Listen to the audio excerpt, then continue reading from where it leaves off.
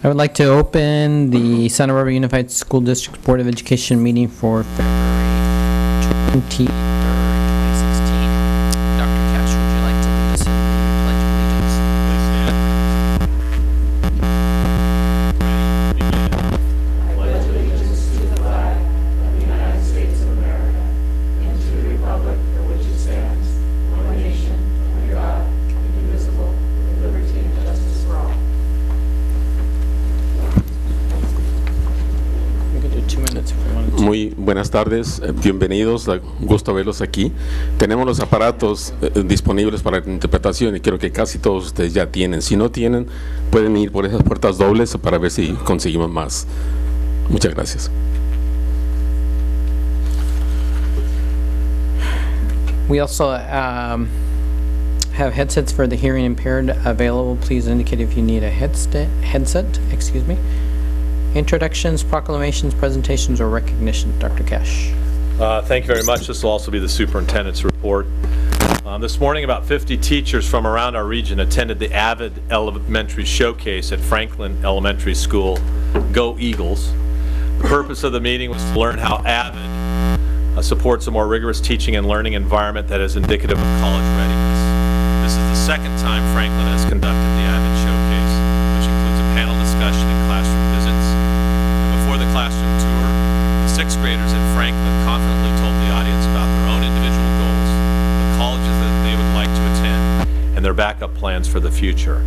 Franklin School has been part of the Avid model and the Avid program since 2007. Tomorrow, February 24th from 6 to 9, Santa Barbara High School will be presenting Gap Year Fair. And for those that aren't familiar with it, and I didn't let my own son be familiar with it, a gap year is an intentional period of time between completing high school and beginning college. It's a time when students can explore the world and reflect upon their personal values and goals, as well as prepare for their next purposeful step in life. Santa Barbara High School expects there to be around 100 different organizations at the Gap Fair tomorrow evening. This Thursday, on February 25th, starting at 7, is the 2016 All-District Honor Bands Concert, which will be held at the Marjorie Luke Theater at Santa Barbara Junior High School. It's a free concert featuring our outstanding musicians from elementary, junior high, and high school in our district. We really would invite the public to attend. I know Dr. Crotty is going to be there representing the district. Next week, Santa Barbara Community Academy will have its annual Core Knowledge Showcase, which will take place on March 3rd, starting at 6. March 4th is a big day in our district. It's our wellness district. March 5th is also a big day in our community because it's our partnership with Santa Barbara City College called Science Discovery Day. It's a community-wide event. There'll be activities for students of all ages, and we anticipate lots of our students will take advantage of the opportunity to attend. You want to mark your calendar also, board members, for April 22nd, because noted author Victor Villaseñor will be speaking as a guest speaker in our district. We'll keep you apprised of the details as that date approaches. And that concludes the superintendent's report. Thank you. Thank you, Dr. Cash. Board comments, correspondence. Okay, we move to announcement of closed session action. There was no reportable closed session action to report this evening. And now we move to public comments on non-agenda matters within the jurisdiction of the Board of Education. I think we have a number of speakers this evening, and in order to accommodate the number of speakers we have, because we have 12, plus we're going to expect translation, we're going to limit public speakers to 2 minutes only. Okay. So please consider that in your public comments. I'm sorry that you're not allowed for the 3 minutes, but we have about 12 speakers, 13, plus we have to allow for some time for translation in order to get all the public comments in. We do 2 minutes only. And I will give you a 30-second warning. And I'll give the order of the 3 speakers. So our first will be Bernardo Correro, and followed by Maria Lopez, followed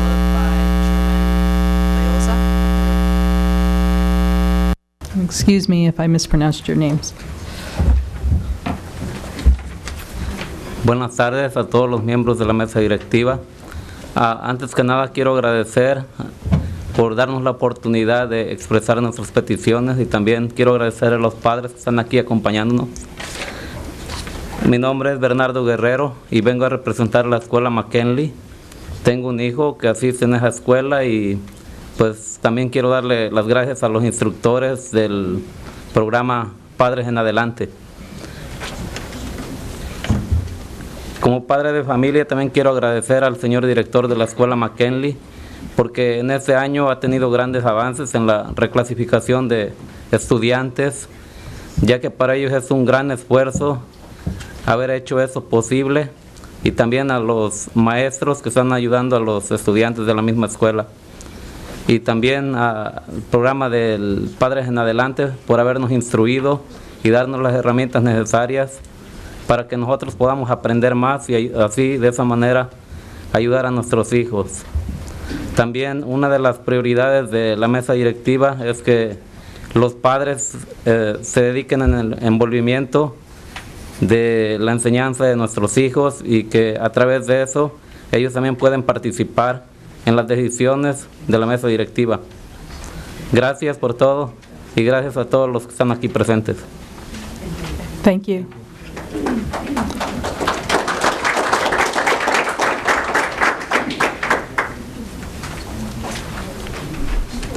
Good afternoon. First of all, I want to thank all the members of the Board of Education and all present here for the opportunity to participate and let us express our requests. My name is Bernardo Guerrero, and I am a parent of a child attending kindergarten at McKinley. I come to represent the same school with the Padres Adelante program. As a parent, I want to thank the director of McKinley for his hard work, for the great academic progress among the students of that institution, for providing us the opportunity to learn more about topics such as the reclassification of our children, and for providing us opportunities to learn more through the classes for parents. We have come to learn that one of the 8 priorities of LCAP is the involvement of parents in decision-making in the affairs of the school. It is vital that parents learn and have the necessary tools to be able to help, and that our students become academically successful people. I appreciate the time you have given and your attention to our community. Bernardo Guerrero. Thank you. Next we have Maria Lopez.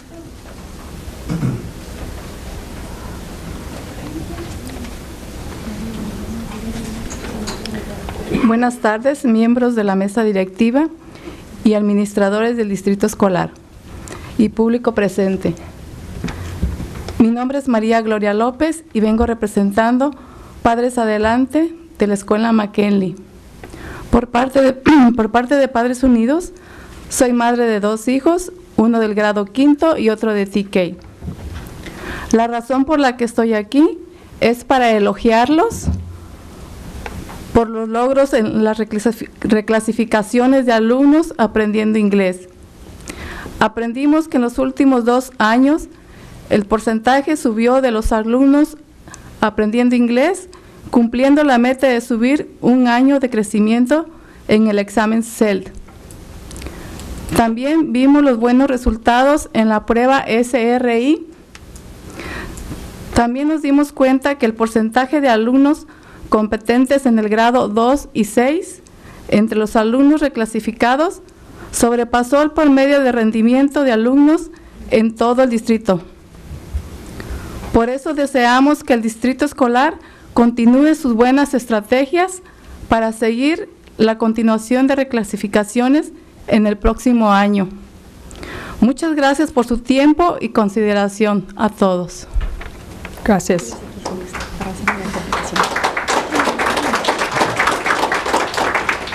Good afternoon, members of the board, administrators, and members of the public.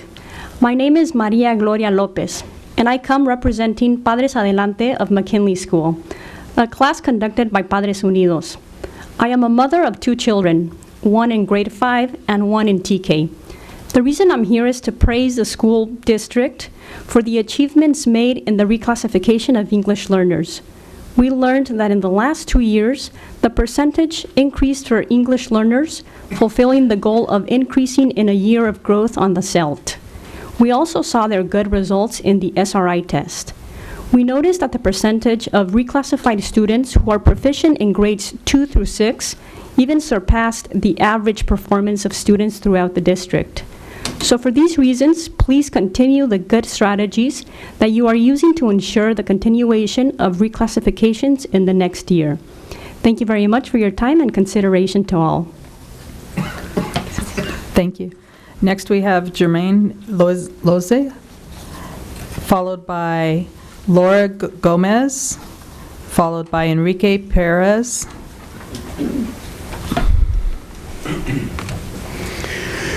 Buenas tardes, miembros de la mesa directiva y público aquí presente. Mi nombre es Germán Loaiza, soy padre de 2 alumnos, dos niños. Y vengo representando la clase de Padres Adelante de la escuela McKinley por parte de Padres Unidos. La razón por la que estamos aquí presentes ante ustedes es para pedir al distrito escolar que nos apoyen en su planificación para utilizar los fondos del distrito escolar para poder proporcionar más tutoría a las escuelas, especialmente con alumnos aprendiendo inglés. Ya sabemos que hay una brecha educativa en nuestra comunidad y queremos que todos los alumnos puedan alcanzar un mejor rendimiento.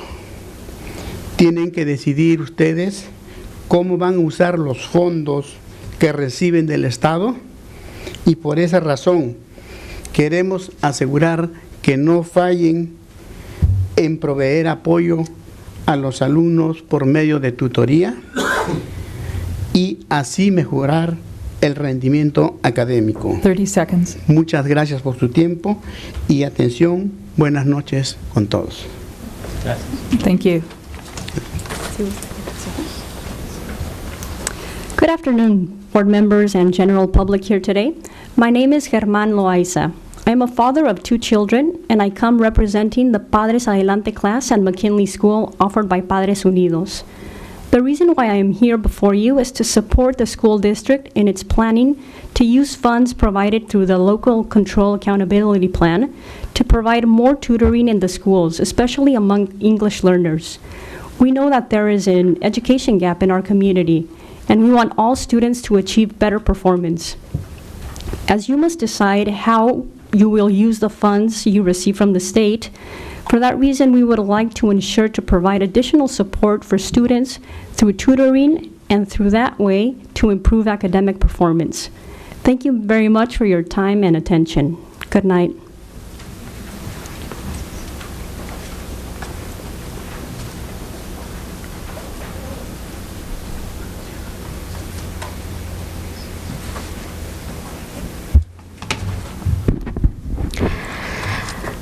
Buenas tardes, distinguidos miembros de la mesa directiva de educación, administradores, padres y público en general. Mi nombre es Laura Gómez. Estoy aquí representando a la clase de Padres Adelante. Soy madre de una niña de 7º grado en la escuela Goleta Valley Junior High School y presidenta del comité de Hvac de dicha escuela. Mi petición es que las escuelas reciban y compartan a los padres información amplia de Hvac y más programas que como este ofrecen apoyo a los estudiantes para seguir con sus estudios. Los padres necesitamos que se nos informe de todo lo que concierne a nuestros estudiantes. También pedimos que las escuelas tengan suficientes clases avanzadas para que los estudiantes no estén en una lista de espera. Esto, en lugar de motivarlos, los hace sentir que su esfuerzo no es valorado. Todos aquí sabemos que la brecha académica es grande, por lo cual todos estamos trabajando para hacer la diferencia. Y por qué no decirlo, nos gustaría que esta brecha desaparezca. El trabajo es de todos. Les agradecemos de antemano el que ustedes hacen día a día en nuestra comunidad y en todas las escuelas. Gracias por su consideración. Thank you. Good afternoon, distinguished members of the Board of Education, administrators, parents, and the general public. My name is Laura Gomez. I am here representing the class Padres Adelante for Dos Pueblos and Goleta Valley Junior High. I am a mother of a 7th grader at Goleta Valley Junior High School, and I am the president of Hvac at that school. My request is that schools receive and share comprehensive information to parents about AVID and other programs like this that provide support for students to continue their studies. Parents need to be informed of everything with regards to their students. We also ask that schools have enough advanced classes for students so that they don't have to be on a waiting list for those classes. Because rather than motivating them, being on a waiting list makes them feel that their effort is not valued. Everyone here knows that the achievement gap is large, so we are all working to make a difference. And so why not say it? We all want the achievement gap to disappear. The work belongs to everyone. Thank you in advance for all that you do every single day in our community and in the schools. Thank you for your consideration. Thank you. Next is Enrique Perez, followed by Vladimir Carbajal, followed by Irene Milton.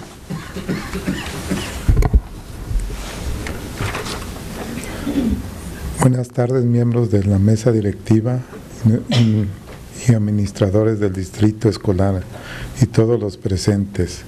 Mi nombre es Enrique Pérez y soy padre de 2 hijas, una en la universidad y la otra está en Goleta Valley Junior High. Yo estoy en la clase de padres adelantes de Goleta Valley y Dos Pueblos. Esta noche tengo una petición de incrementar los consejeros bilingües. Sabemos que muchos niños necesitan más consejeros para sus estudios y para lograr sus sueños académicos, que son importantes para el futuro. Esto es necesario para que puedan ser personas exitosas académicamente. Proporcionándoles más consejeros bilingües, ayudaremos a nuestros estudiantes para que sigan adelante y así impactan a la comunidad de manera positiva. Le damos las gracias por el trabajo que realizan en la comunidad para servir a todas las escuelas. Muchas gracias. Buenas noches. Gracias.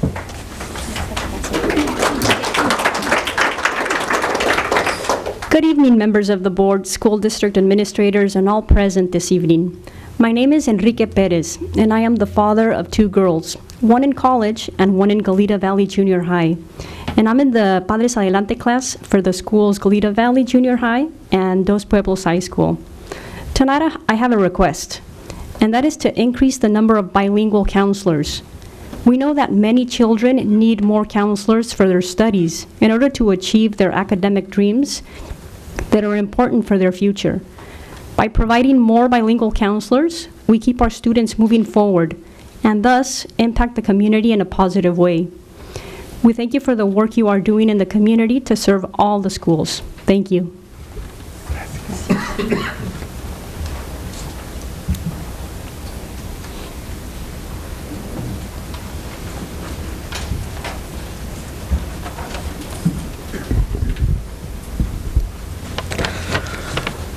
Muy buenas tardes, miembros de la mesa directiva, educación y administradores y miembros públicos. Mi nombre es Vladimir Carvajal. Soy padre de una alumna del 8º grado de la escuela Goleta Valley Junior High School. Estoy aquí representando la clase de Padres Adelante de Goleta Valley Junior High School. Mi petición para esta tarde es que haya más apoyo y seguimiento en la educación especial en las escuelas para los alumnos con una discapacidad en aprendizaje y que los maestros y consejeros tengan la capacitación y que puedan dar atención y seguimiento necesario a esos alumnos con necesidades especiales. De esa manera ellos reciban la educación correcta y sean útiles y competentes ante la sociedad. Pero más allá de exponer mi petición en esta tarde para ustedes, les agradezco de antemano por brindarles el apoyo y seguimiento a estos alumnos.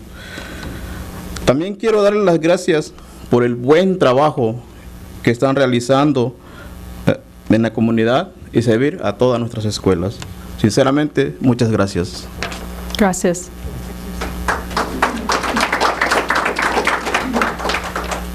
Good evening, members of the school board, administrators, and members of the public. My name is Vladimir Carvajal, and I am the father of an 8th grader at Goleta Valley Junior High School. I'm here representing the Padres Adelante class at Goleta Valley Junior High. My request is that there be more support and monitoring in special education in the schools for those students with learning disabilities, and that teachers and counselors receive the training they need so that they can meet the needs of those students and provide the necessary follow-up with those students, those with special needs, so that they receive a proper education that will prepare them to be useful and productive members of society. Besides making this request this evening, I also want to thank you in advance for providing this needed support and for monitoring these students. I want to thank you for the good work you are doing in our community to serve all of our schools. Thank you very much. Thank you. Next, we have Irene Milton, followed by Christy Haynes, followed by Andy Gill. Hi, my name is Irene Milton. I am the PTSA president at Dos Pueblos High School. Our principal, Ms. Sean Carey, brought together a focus group to discuss parent engagement at Dos Pueblos. Our objective was to collaborate as caring and invested peers to ensure that parent engagement opportunities are inclusive and relevant for all. What we have done, or what we have in common as parents, is that all of us, regardless of our background, our ethnicity, or our language, want what's best for our children. And by working together and raising cultural proficiency, we know that we will have a stronger school community. As a result, DP's our committee on Equity and Excellence in Education has evolved into the EAAC, the Equity Action Advisory Committee. We would like to support Dr. Drotti's plan to raise cultural proficiency across the school board, and we hope to join with teachers and students who've been through cultural proficiency training we hope they join the DP Equity Action Advisory Committee. Together, we hope to create a more inclusive school community that strives to close the educational achievement and opportunity gaps. We are also here to support our Spanish-speaking parents visiting with the Padres Adelantes class from our school. 30 seconds. Who are learning how to engage with their children's schools and become parent leaders. Since I'm short on time, I'll say that the members of the Parent Engagement Committee are here. You can raise your hands and I'll turn it in, but we're a diverse group at DP, and so thank you all very much. Thank you. Thank you.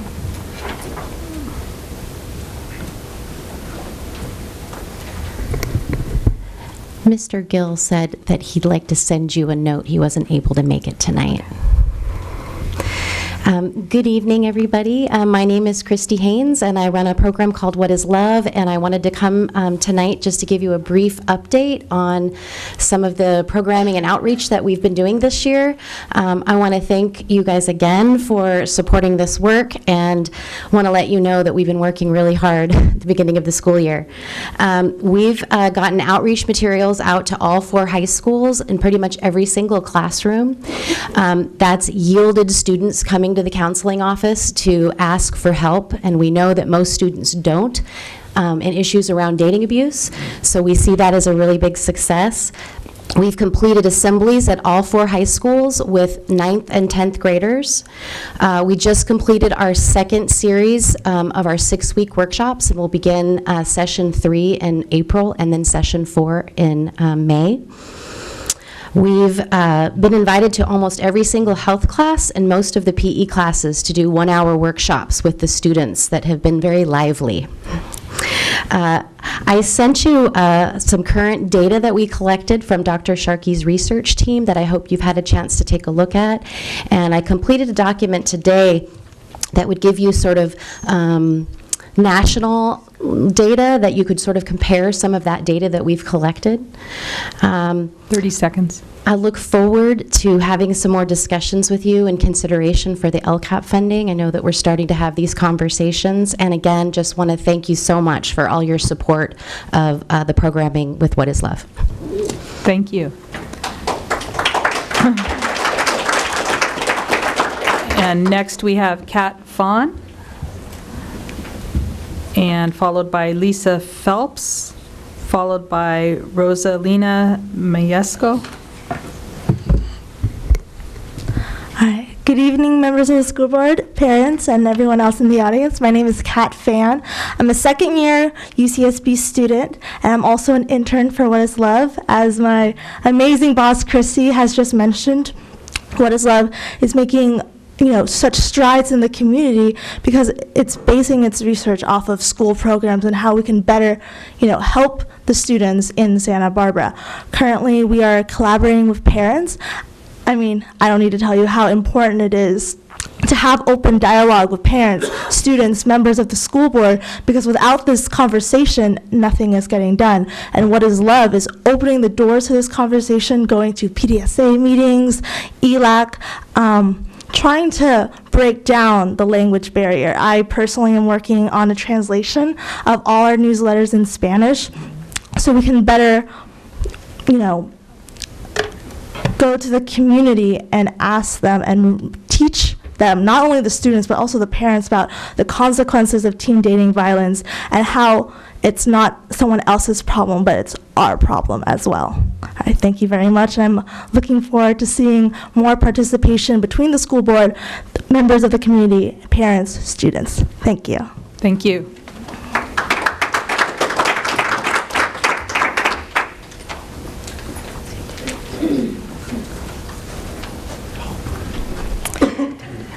Good evening. Thank you for allowing us to come here to speak. My name is Lisa Phelps, and in addition to being the mom of a sophomore with special needs at Dos Pueblos High School, I also work with arts and dance advocacy groups here in town. Specifically, we've been working lately on creating access to dance for our underserved communities. So I'd like to first of all thank you all for the work that you've done to support the arts in our schools. I'm really encouraged by some of the recent efforts, including the hiring of Donna Ronzoni, the Visual and Performing Arts Coordinator. I think that's amazing. And I'm looking for ways that we can continue to build on those efforts, to continue to support the arts, especially for our underserved communities. We all know that arts are great. They support brain development. They do wonderful things. I won't rehash those for you here. People more eloquent than me have done that before. So, but in terms of our underserved communities, both for students with disabilities, physical disabilities, and things like Asperger's and ADHD, arts have are documented, well documented, for having amazing beneficial qualities in the educational setting, from the strengthening of fine motor skills to short-term memory and things like this through sequencing. But there are also benefits for non-English speakers and other people who struggle with communication. Art is a form of expression, and if we're able to express ourselves through art, we become part of a community. 30 seconds. We become part of a community, and we're able to interact with our peers and our teachers. So, as we move forward, I would respectfully request just to keep in mind how important the arts are, and to strive to create a consistent, equitable core arts curriculum for a wide range of performing arts, including dance and musical theater, and also to try and integrate arts into the core curriculum. Thank you. Thank you very much. Thank you. 2 minutes.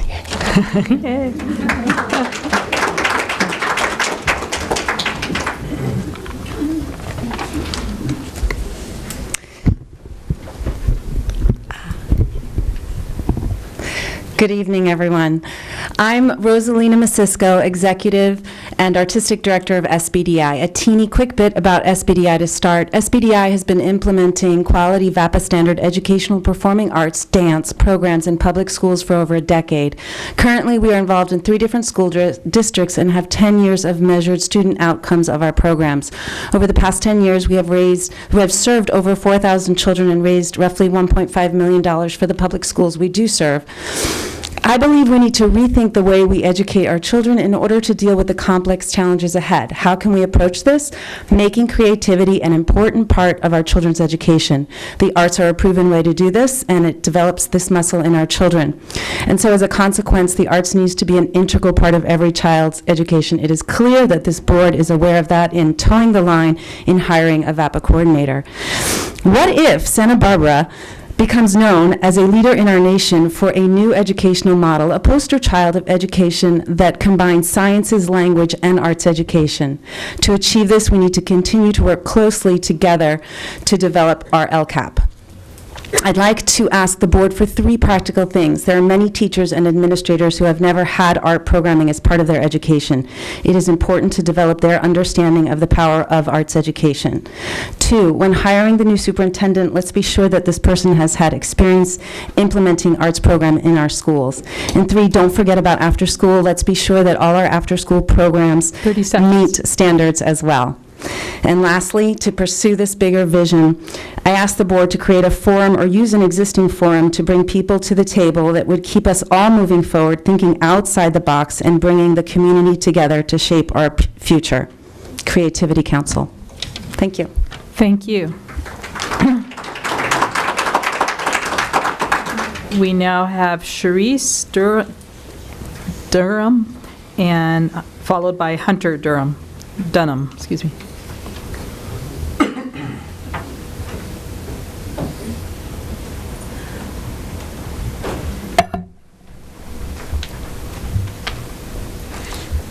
Hello, my name is Sharice Dunham, and I am here tonight to give you information about Prader-Willi Syndrome so that others with this life-threatening, lifelong genetic disorder might have a chance to be safe at schools within the Santa Barbara Unified School District jurisdiction.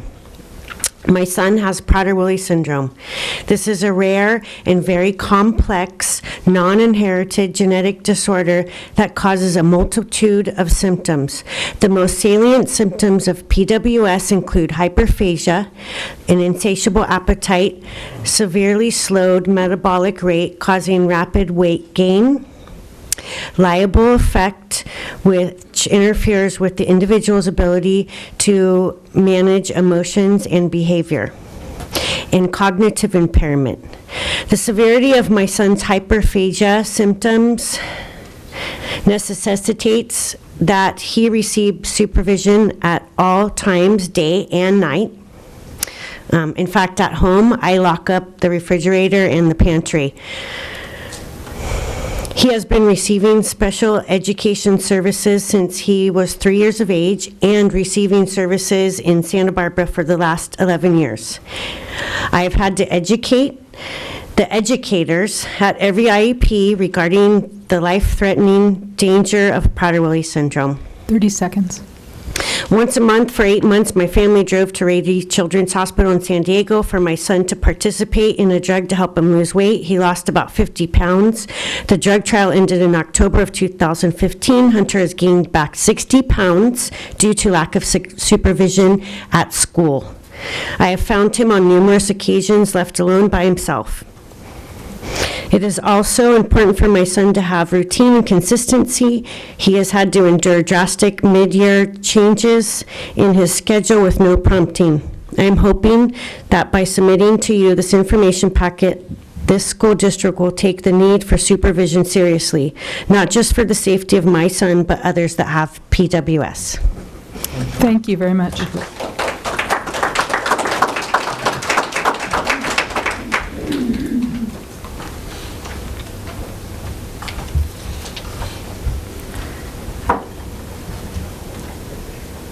We have Hunter.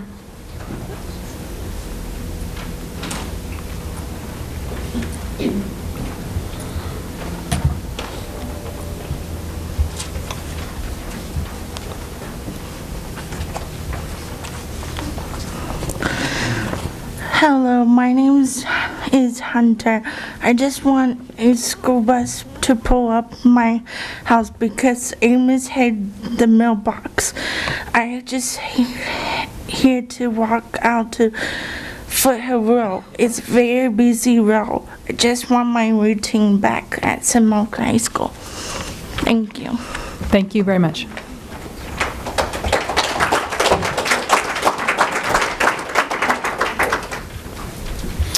I think that's the end of our speakers. I just want to thank all of the speakers that came out tonight to voice your opinions and your thoughts about our education and our school district, and I really appreciate that. It's great to see that many parents that involved with our school districts, so I really appreciate that. Thank you so much. Dr. Cash, go ahead. Dr. Paz. First, Dr. Cash, I would like to have a report back to us on the PWF and what's involved in that at some point.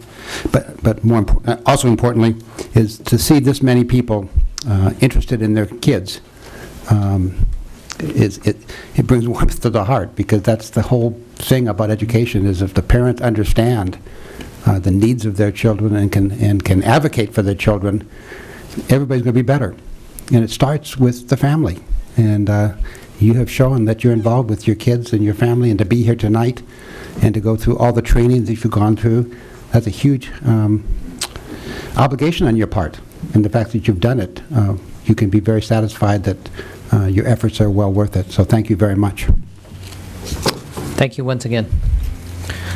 With that, we move on to the consent agenda.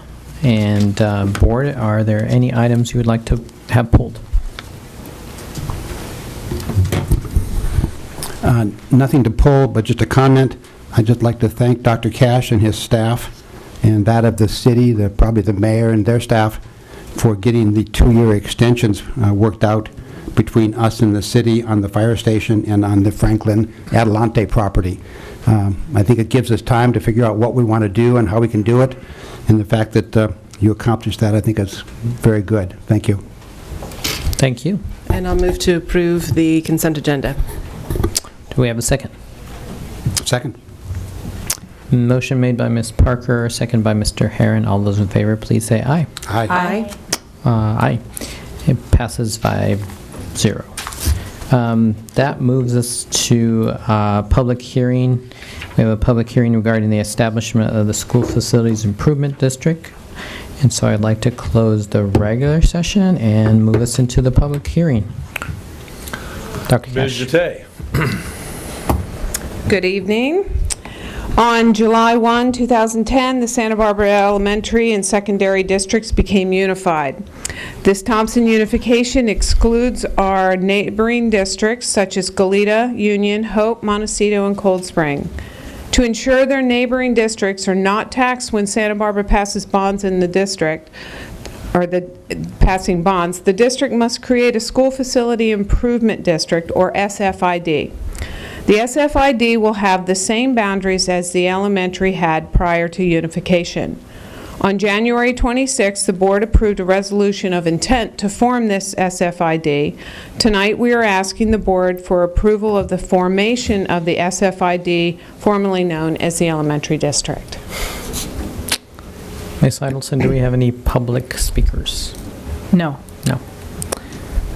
Then I would like to close the public hearing and reopen the regular agenda. And next we have our action agenda, which is the adoption of resolution number 2015-1623, resolution of formation of the Board of Education of the Santa Barbara Unified School District.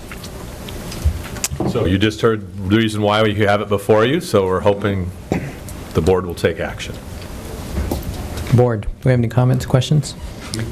I'll go first. Just again reiterating that this is foundational into the future. This is not about necessarily approving a bond at this time. That's correct. I'll just amplify it a little bit more, is if any of the presses here, even though in here it talks about a $300 million bond for the elementary district, we are not going to get enough teachers or enough staff. And I appreciate the 27 interviews, but I notice on that there's 5 staff and no teachers being interviewed. And I guess that's, to me, an imbalance.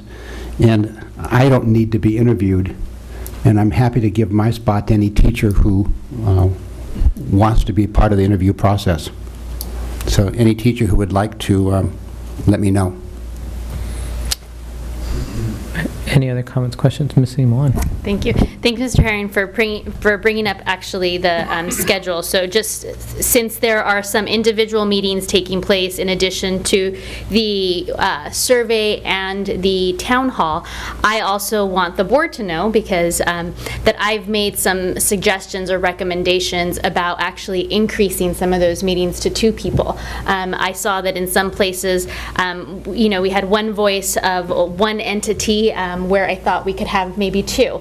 I definitely don't want to increase those meetings to a point where they lose value in the type of information that's gathered, but I do want to maximize the voices, and that includes me thinking even in the staff areas of, like, you know, who's been here long, who hasn't been here long. Both can provide, you know, information, that kind of background. So Ms. Trujillo has my recommendations that I've made for some additional inclusions in some of those spots.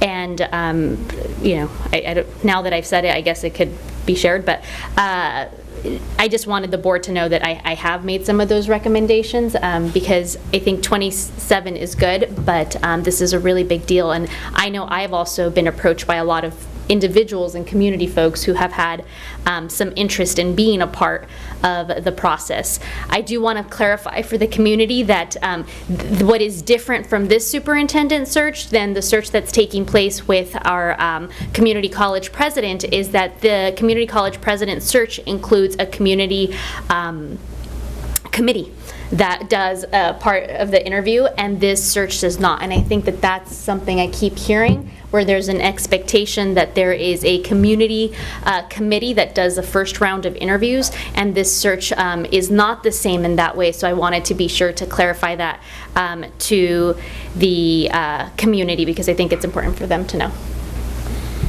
Mr. Herring? Yes, one other thing. Regarding when we had our last meeting, I think we came to the consensus that we would have a closed meeting and then come into an open meeting to talk about questions that we might ask.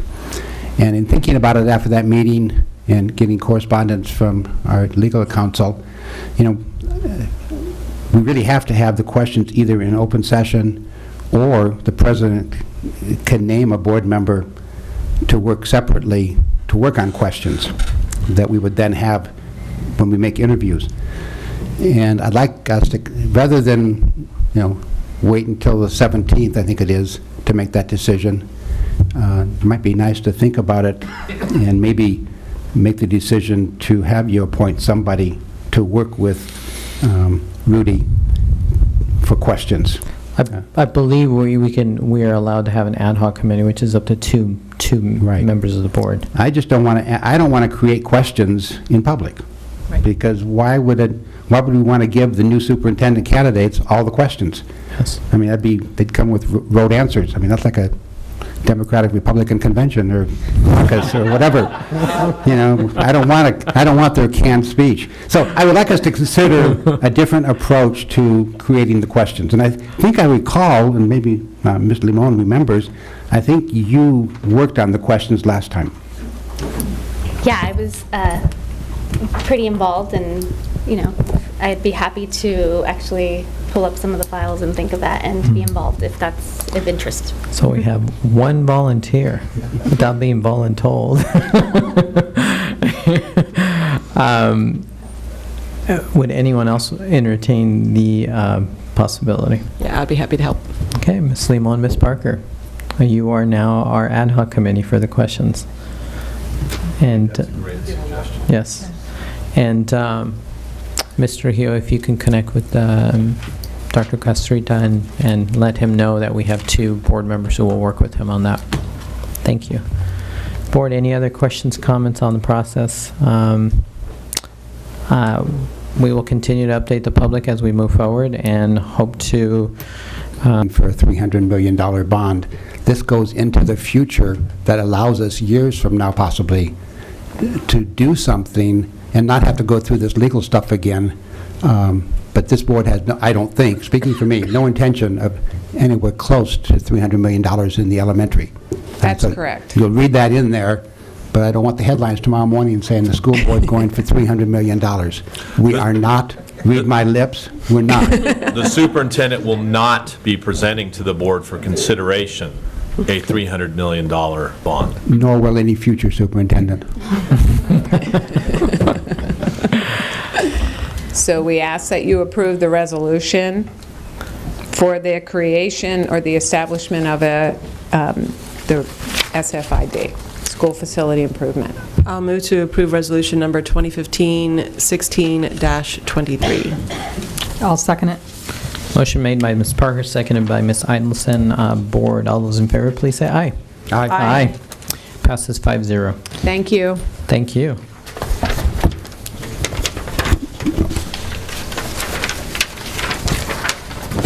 We move to item number 2, board action on student discipline, case number 2015-16-24.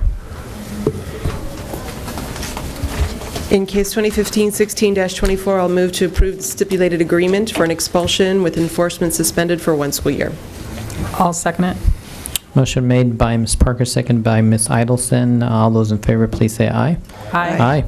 Passes 5-0. Move to item number 3, 2016 California School Boards Association Delegate Assembly Election.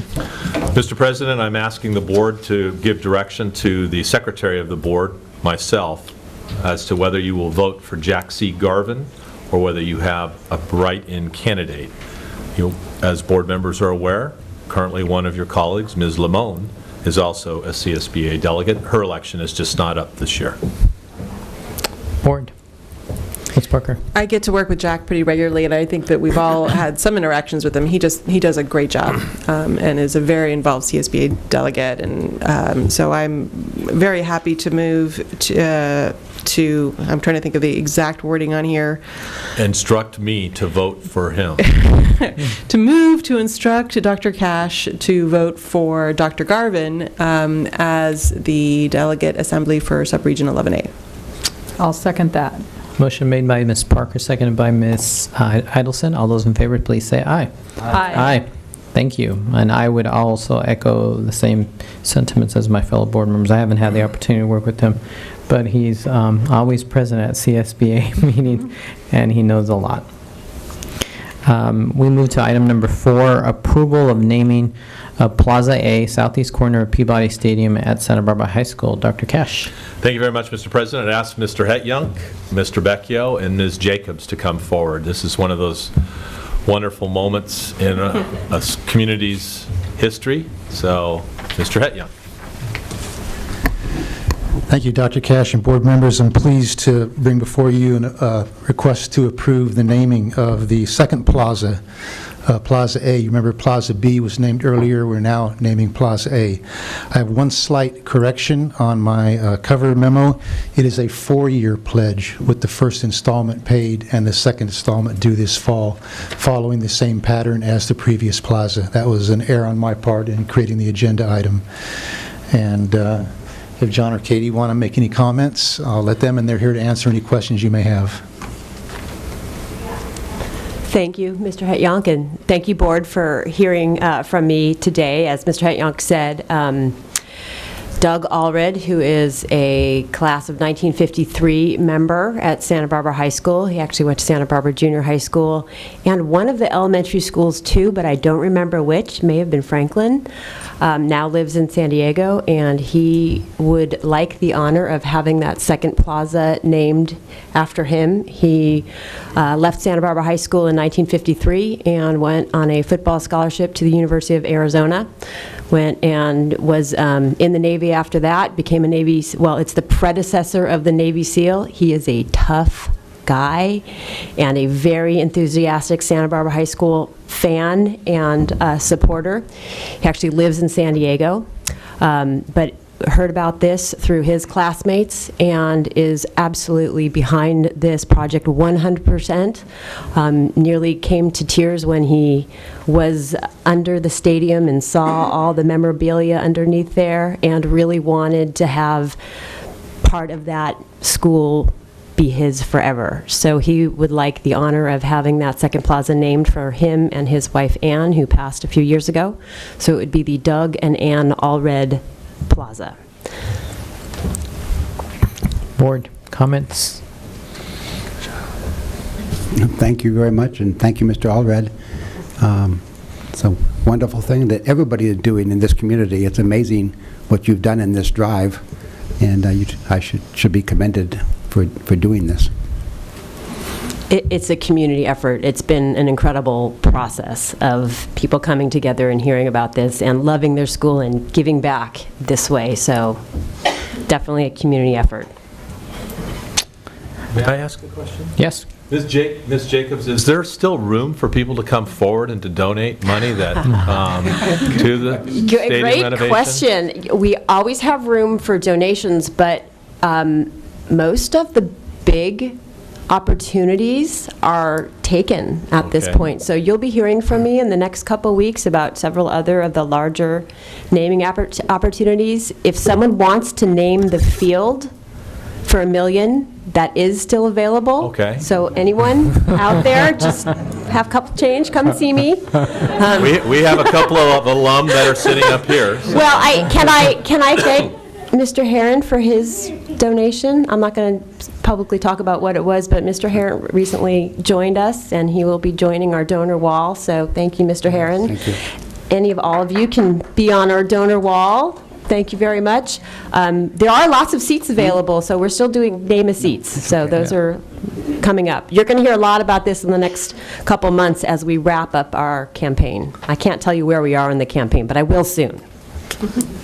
I just want to comment that I am not a Don, but I get excited about I'm so sorry. hearing that. I'm so sorry. I'm not a Don either, but I feel like I should be. Yeah, but it's exciting to hear all the good things happening in one of our schools, and it just it makes me excited to hear all the passion that people have about it, and that's truly inspirational.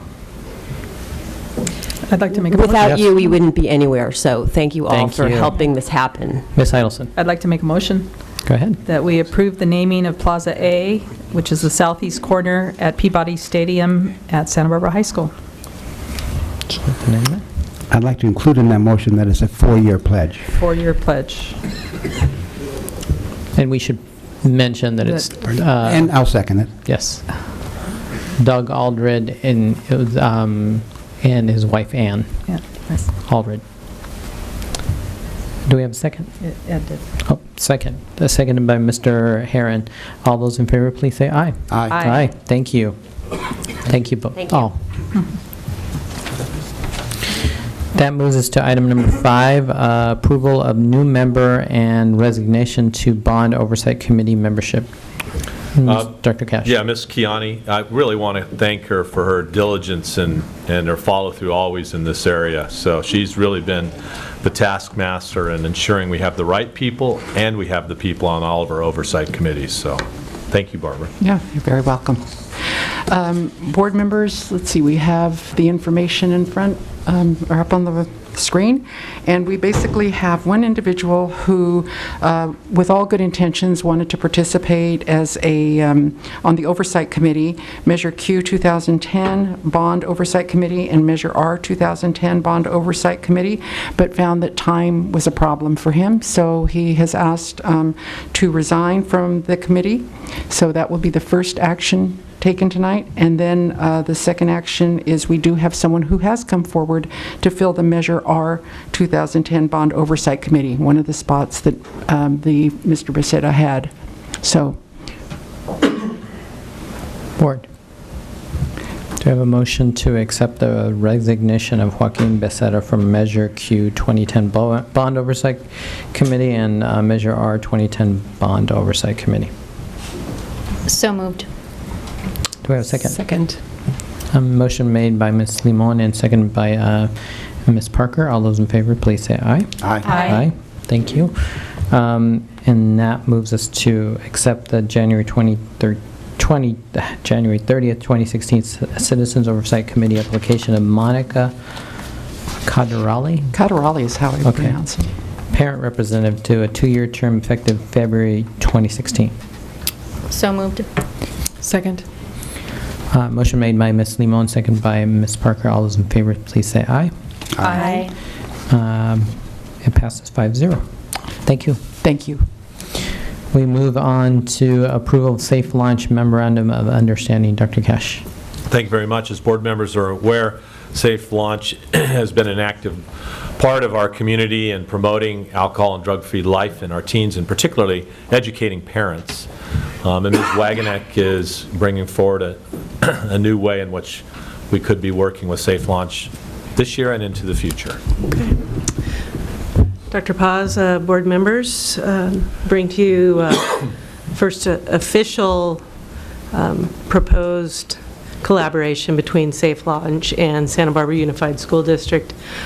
Several months ago, I met with Janet Rouse, and we discussed the possibility of really targeting education to parents around drugs, alcohol, and the ways in which they impact students, really educating families, all of our families, on the things that they need to know about what's out there and how drugs and alcohol can impact their children. And so, but we didn't, I think the way that we propose it to look different, and I give Janet the credit for thinking in a different way as we create these big events and we communicate and market them effectively to all of our parents in many different ways. And these events aren't just a sit and get sort of speaker, but interactive and so forth. So really making it a big deal in our community that many people will want to participate in. And the idea is that we will do one late this school year in anticipation of the summer, because summer is a time when students have a lot of free time. And then one each semester next year. So, questions at this point?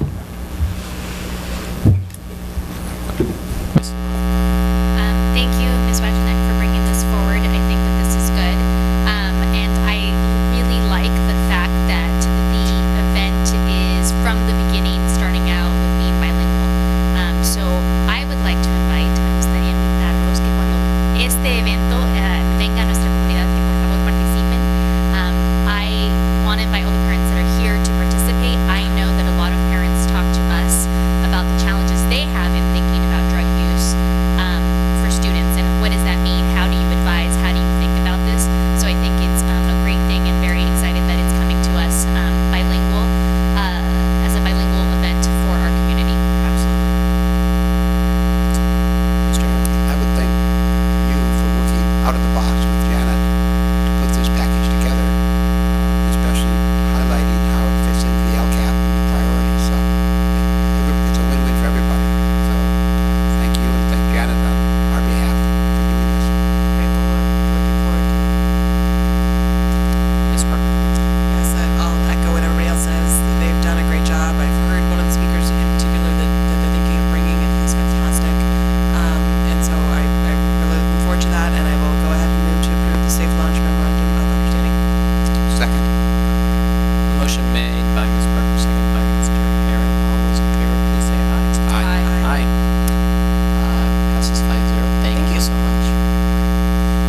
That moves us to approval of memorandum of understanding between Santa Barbara Unified School District and the California School Employees Association and its Santa Barbara chapter number 37 regarding a layoff at Las Flores Preschool. Thank you very much, Mr. President. As board members are aware, this is a routine matter that happens regularly when any individual or portion of an individual's job is eliminated as a result of a reduction in force. And Mr. Tarina is here to present it and answer any questions that board members may have. So we do have an actual closing of a site, a preschool site, And in that closing, we will be needing to lay off certain employees who are working at that facility. And I will take any questions you have in regards to that. Board, do we have any questions? We do not have any questions. Great. Like to make someone would like to make a motion? Move to approve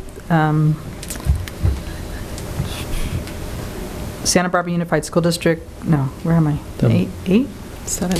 It's seven. Sorry.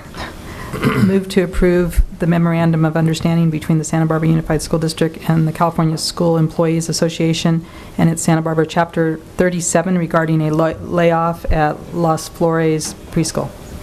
Second. Motion by Ms. Idelson, second by Ms. Parker. All those in favor, please say aye. Aye. Motion passes 5-0.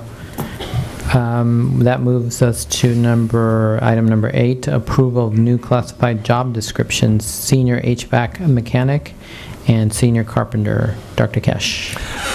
As board members are aware, Mr. Tangway, starting with Dr. Christensen and continuing with Mr. Tarina, are working very hard to create career ladders within our classified unit, giving the creation of more job families, creating opportunity to transfer institutional knowledge so that employees can go see that when they enter our employment that there's a place for them to grow into.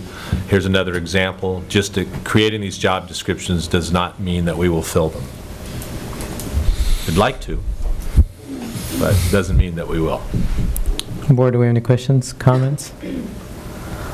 No questions or comments? Would someone like to make a motion? I'll move to approve the new classified job descriptions for the senior HVAC mechanic and the senior carpenter. I'll second it. Motion by Ms. Parker, second by Ms. Idelson. All those in favor, please say aye. Aye. Motion passes 5-0. Moving on to item number 9, approval of the Santa Barbara Unified School District's Local Education Agency Plan Addendum, LEAP. So this is back for your approval. Dr. Ramirez led the board through a fairly comprehensive discussion of it at the last board meeting, so he's here to answer any questions if board members have them. Otherwise, this is another fairly routine matter. Board, any questions, comments? No questions or comments. Would someone like to make a motion, please? I'll move for the approval of the Santa Barbara Unified School District's Local Educational Agency Plan Addendum. Second. Motion made by Ms. Idelson, second by Mr. Herron. All those in favor, please say aye. Aye. Aye. Motion passes 5-0. We move on to item number 10, submission and approval of the 2015-16 Santa Barbara Unified School District's elementary safety plans, with the exception of Franklin, Santa Barbara Charter, and Washington Elementary Schools, which will be brought forward at a future date. Ms. Wagenack. Board, I submit to you the plans of all elementary schools plus La Cumbre that were mentioned. I do want to say, I don't know if you noted, and I take responsibility for this, that Cleveland submitted the entire old plan, and I take responsibility for that. I spoke with Mr. Sandoval. I didn't want him to have to recreate a new plan. They have all the elements of the old plan in there, so that's been covered. Any questions on the plans? Mr. Herron. I just noticed also Peabody, I know they're a charter school, and yes, but you may want to work with them. They have 125 pages. And they have submitted theirs. So would you like me to bring that forward for approval? No, just for next year, you might talk to them that there's a different format, and maybe they could shorten it and refer to, like we have links. I'm sure they do it their way, the way they want to do it, but there's an easier way. Right. I spoke with Ms. Bolton about that, and they saw what we do, so we offered it. Ms. Simon. Well, and I'm just going to take advantage that we have a big audience tonight and let all the parents know that these are available on our website. So if you want to know more about what's happening on our school sites in regards to safety or what the plans are, this is part of the plans. There are other parts that, for safety reasons, we don't make public, but I want to make sure that our parents know that this is available to them. Any other questions, comments? Someone like to make the motion to approve the 2015-16 Santa Barbara Unified School District's elementary safety plans? I'll make the motion. I'll make the motion, but under discussion, I'll make a comment too. Second. Mr. Herron. It might be nice, we have an audience, just to slide through. This one's only like 21 pages. Use Just go, Adams as the example. yeah, just go through some of the topics that they could find about their school. So, Mr. Rouse, the table of contents, keep going. So, Ms. Wagenknecht, actually, just pause for a second. Would you consider opening up McKinley, since we have McKinley, a lot of McKinley parents here? Why don't we go ahead and take a look? we could open McKinley. So, at McKinley, they have included the mission and vision of the school. And I do want to say, let me back up, that as with everything that goes on our website, these will be posted in English and Spanish, so they'll be available in both. So we have reports on crimes, the percentage of suspensions and crimes that occur on the campus. We have board policies, so if you're interested in knowing how to report concerns or what the procedures are for disaster response, we have that. The schools go through and they list what their procedures are in case of an earthquake. And so these are the things that the schools actually practice when they do drills. I would encourage you to ask your principals when they're having their next drill and observe the drill if you're interested. They have fire drills as well. We always have a lockdown drill at each school, which is next. And then a shelter in place. And I'd like to say the difference between a lockdown and a shelter in place is a lockdown is when we believe that there's an intruder on campus who may injure other people. A shelter in place can be for anything. I used to be the principal of La Cuesta, and we would, one year we said there was a mountain lion loose in the neighborhood. And so we were sheltering in place until they found the mountain lion, and the students kind of liked that example. So it could be for anything. And so they go more emergency procedures, evacuation procedures, how we run our command centers, how we operate when you might need to come pick up your children in case of an emergency. And then this is their incident command structure. Every adult on the campus knows where they are supposed to be in the case of an emergency. And so this schematic shows who is where in case of incident command. And then we go through more board policies about suspensions, how teachers are notified if students are suspended.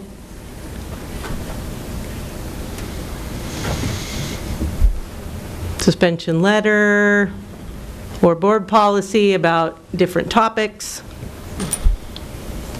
That's fine. And this is the school parent compact, which you should recognize because you sign it every year before your child starts school. And really from there, then it goes into the rules, and I think this is where it ends for McKinley, is their rules and procedures on school discipline. What are the rules and the expectations on the campus? So if you're interested, take a look. If you have questions, talk to Mr. Hundell or myself. I know we have some Goleta Valley parents here as well. So, thank you. Any other questions or comments? Thank you very much. All right, thank you. We had a motion by Mr. Herron, I believe, seconded by Ms. Parker. So all those in favor, please say aye. Aye. Aye. Motion passes 5-0. That moves us to the conference agenda.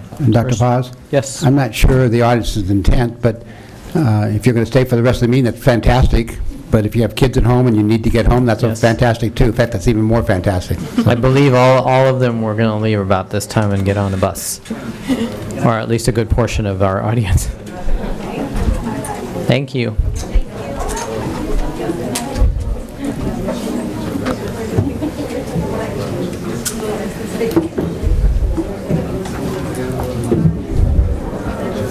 Thank you.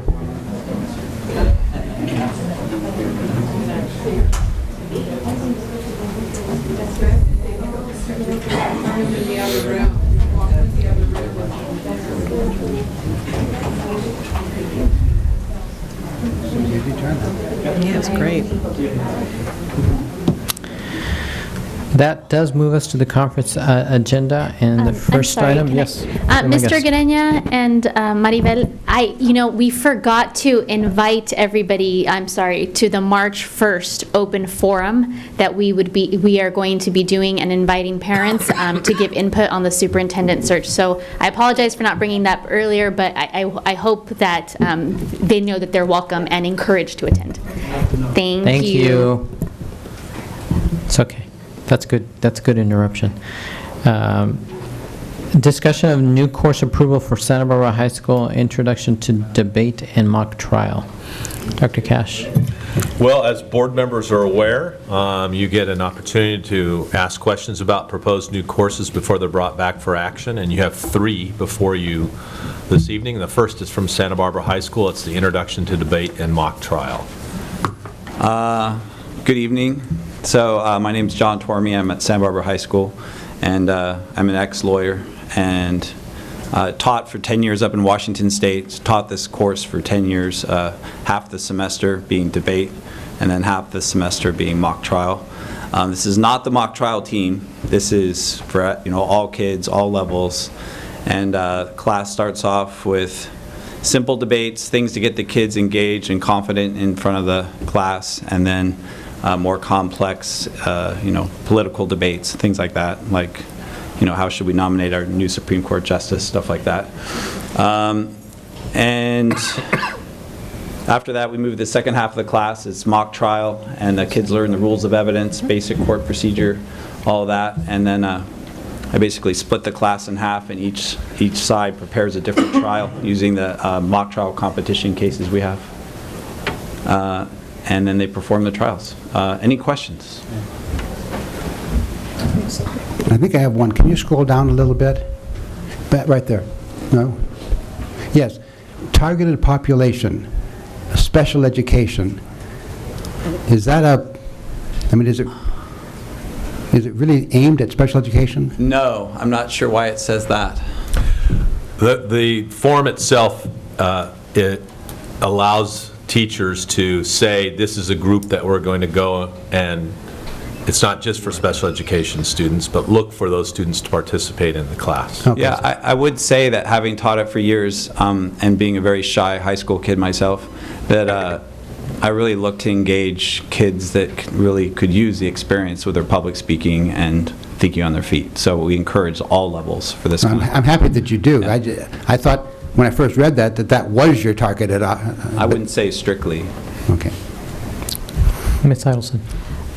So I see that you're categorized it under the A to G elective category. And will this be a course that is being taught at another high school that you can piggyback on their approval for that, for our district? I already have A through G approval. Got it. Okay. Okay, I did that last fall, or this fall. Thank you. Yeah. We try to not let them come to you until they've done that. Thank you. Yeah, I don't know if you have a copy, but I have my whole A through G submission if you need We it. didn't get that copy, but if it's qualified, that's okay. away. Ms. Parker. I just want to say, first of all, I think that this would be a fantastic class. My son was able to do mock trial with you, and I know that it has, participating in that in general, just crosses so many boundaries in terms of being beneficial both at school and in life. This is not intended for kids that are participating in the mock trial team. That's correct. That's still an extracurricular activity. So that's extracurricular. Could Correct. you do both? Well, I would certainly think there is a connection where kids that want to learn about mock trial will take the class and then try out for the team. That's one question I had. Would one idea be that you've tested it out maybe as a 9th or 10th grader and decided that maybe you are brave enough and that this is interesting enough to then later try out for the team? Yeah, exactly. Okay, cool. All right, thank you. Yeah. Board, any other questions, comments? No. Can this come back on as a consent item? Thank you. Thank you. Thank you very Appreciate much. it. That moves us to item number 2, discussion of new course approval for Dos Pueblos High School, International Baccalaureate, Environmental Systems and Societies. So they have 2 up, and I see 3. Bill Woodard's here. I think you only have 2 on the agenda. Which two are those? The environmental systems and societies and fine woodworking. Okay. So I saw Chris walk in, so. I'll let Chris do the fine woodworking class. Good evening, members of the board. Dr. Cash. Ms. Phillips, Ms. O'Carroll now, that she's married, could not be here tonight, but she's the one who is proposing this course, along with Mr. Moran, our IB coordinator. IB Environmental Systems would be a class intended for, as the course description says, the prime intent for this class is to give you students an in-depth perspective of the interrelationships between environmental systems and societies, one that enables you to adopt an informed personal response to the wide range of pressing environmental issues that you will inevitably come to face. This class is firmly grounded in both the scientific exploration of environmental systems in their structure and function, and in the exploration of cultural, economic, ethical, political, and social interactions of societies with the environment. It's already A through G approved course because it's an IB course. The real genesis of this course is that our IB program is growing, and we tend to attract a humanities-based student. And we've been looking to add more science courses into the program to attract a wider range of students. This fits perfectly because it really broadens the number of courses that a student can take, either as a diploma candidate or if they want to take, for example, IB Environmental Systems in their junior year and then come back and do the IB Biology class their senior year, rather than do, if you know the IB program, if you do three higher level courses for the diploma, this would replace, say, art. So the kid who is maybe not inclined to do art, even though Mr. Gleason does a great job with that class, could still get the IB diploma through 2 science courses and the other courses in the program. The teacher is fantastic. She's already become one of our most popular teachers at our school. She's very excited. Her background is in environmental systems and society, so we're really excited about offering this class. Board, any questions, comments? Ms. Parker. I guess I should have asked this of Santa Barbara High as well, and that is, have you been testing the waters in terms of seeking out student feedback? Do you think you'll have a full section? We're counting on her popularity, and she teaches biology at the sophomore and freshman level to really feed into that program. We have 4 sections of IB English this year at the junior level, so the IB program is growing. So we're going to put on the course request forms, and we'll know within a month whether we're going to let it fly next year. That goes with all of the courses for Santa Barbara, all our schools. We're going to try to do the process earlier, and then if we don't get enough signups, then of course we won't run them. Thank you. Sure. No other questions, comments? All right, I will turn over to Mr. Mulcoy for fine woodworking. Can this also come back as consent? Yes. Thank you.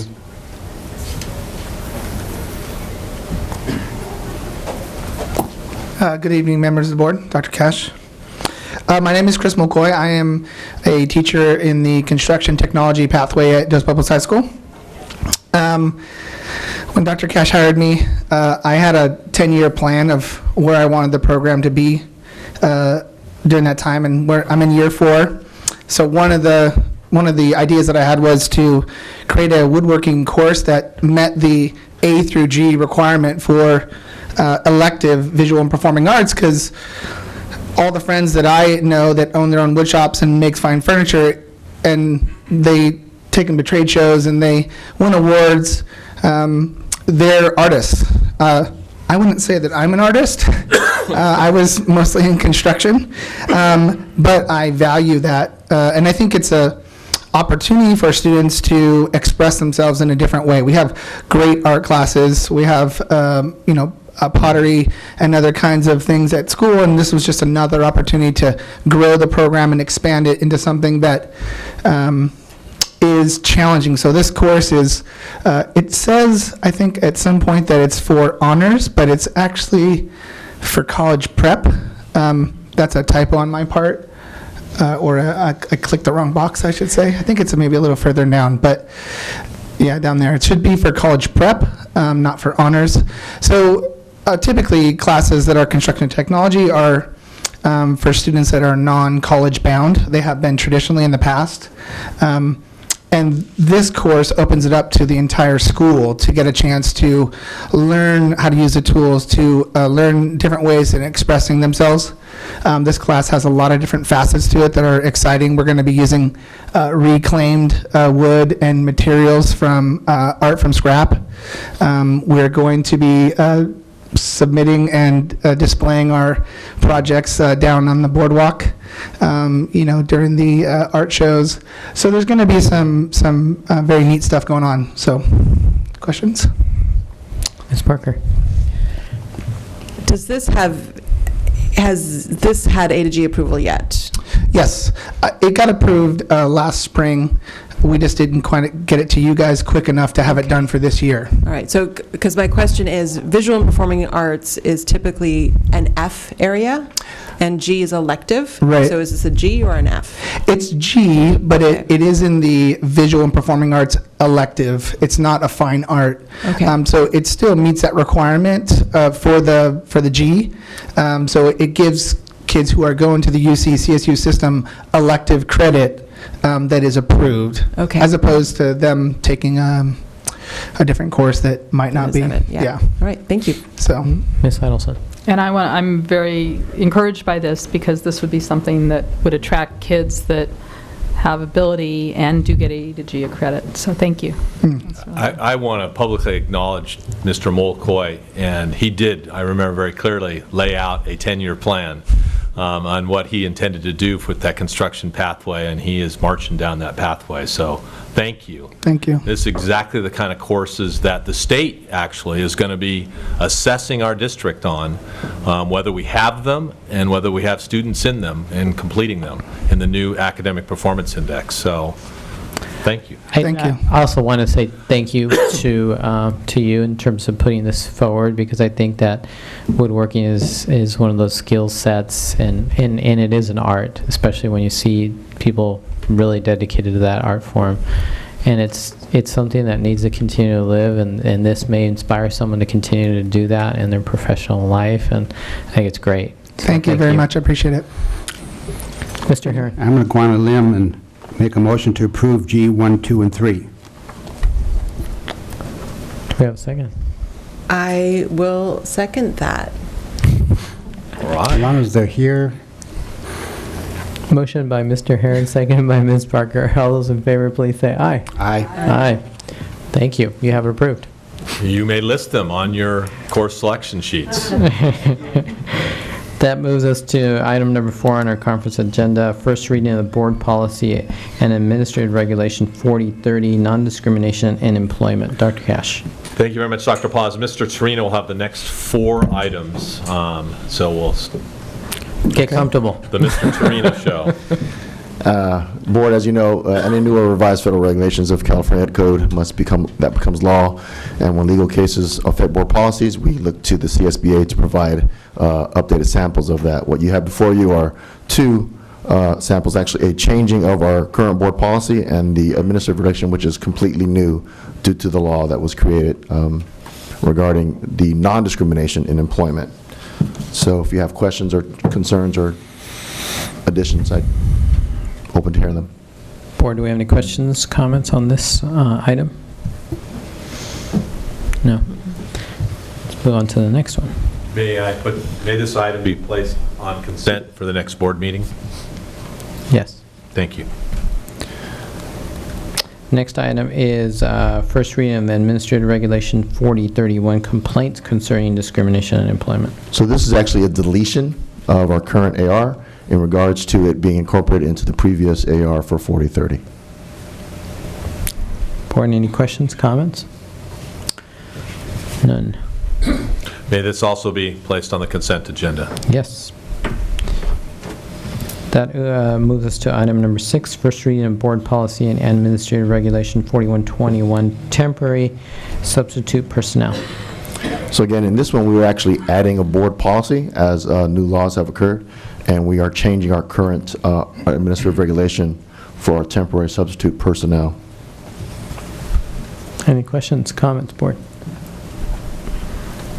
No questions or comments? May this be placed on consent? Yes. Thank you. Moves us to item number 7, first reading of Administrative Regulation 4261.1, personal illness injury leave. So again, this corresponds to some updated law, AB 304, in regards to how we amend the Healthy Workplace Family Leaves Act and authorizing sick leave for those who are working 30 hours within our district. Any questions, comments, board? And finally, may this also be placed on consent? Yes. Thank you. Thank you. Great, thank you. That brings us to item number 8, Elementary Gate and Secondary Advanced Learning Program Summary. Dr. Cash. We'll ask Dr. Drotti to begin the presentation of this. Good evening, Governing Board. Before you, we have an update of the annual GATE and Secondary Advanced Learning Program survey results from the spring of 2015 and actions taken to address our outcomes. I'll have Dr. Ramirez and Mrs. Sandy Robertson here to help us present this. I believe Teresa Kuntz is not here, but we'll proceed and hopefully she'll get here sometime. But as you know, we have an annual survey that goes out, and we're going to first present the summary of it, and then leave it up to questions for any questions you might have around the data. You had access to the data beforehand, and at that point we'll address any questions. So Dr. Ramirez will lead us off.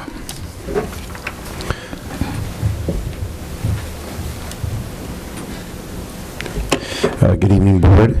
Thank you for the opportunity to present. And I'll go ahead and get started with kind of a broad overview of our survey administration and participation. And as you see, it's delineated by both elementary and secondary.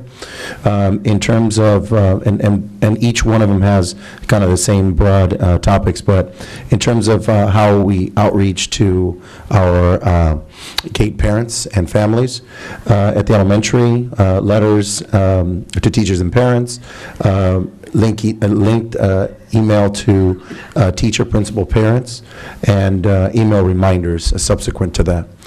In the secondary, invitation to respond via English and math courses, of course being more distributed. That seemed like a good place to start, being that most students are in those core classes. Also notice posted on Honor's website, and again phone reminders. Both of in the elementary, the survey was available online and in paper form as well. And total responders or total responses in the elementary and secondary are listed here, including both teachers, parents, and students that comprise the overall makeup of the results you see in the other affixed report.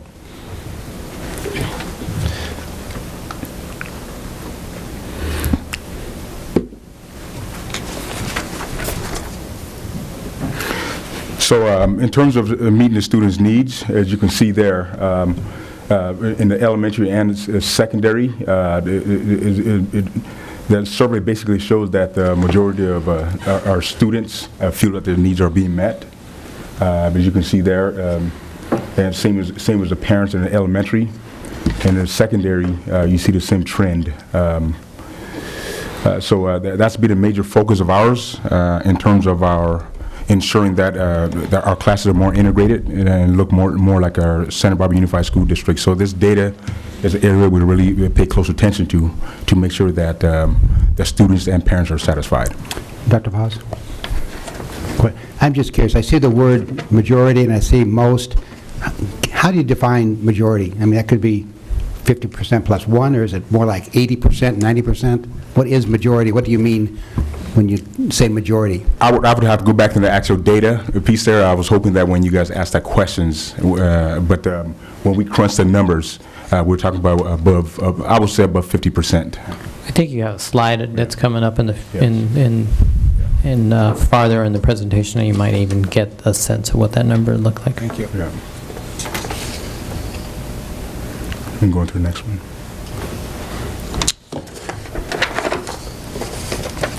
In terms of differentiation, this is a big component, obviously, for our gifted and talented population.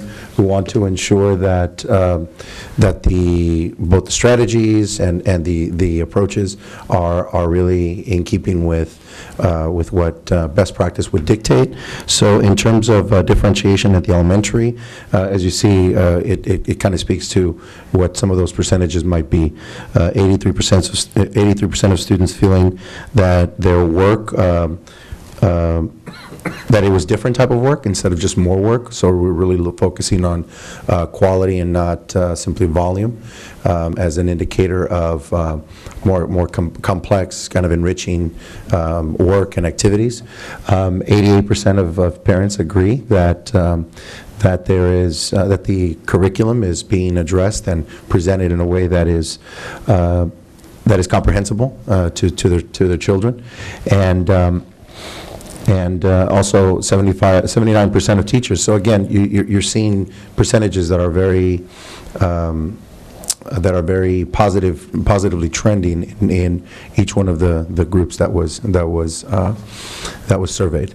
At the secondary, again, the most frequently used strategy is flexible grouping, differentiated work, differences in depth and complexity, and a sense that their learning styles were being acknowledged and addressed. And perhaps, Mr. Herron, I could address your question in pulling up the secondary data.